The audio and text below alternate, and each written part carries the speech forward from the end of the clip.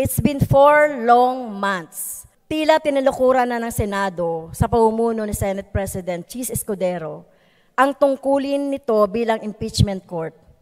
Ito ay tahasang paglabag sa saligang batas at pagtataksil sa panawagan ng mamamayan para sa pananagutan.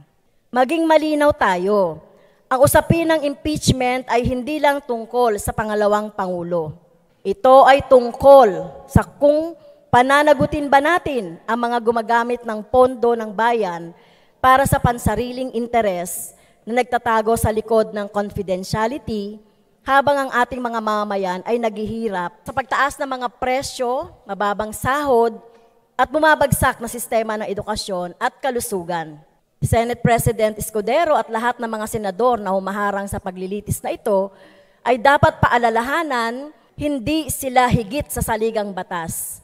Dapat nilang tandaan na sila ay naglilingkod sa bayan, hindi sa kanilang patron sa politika.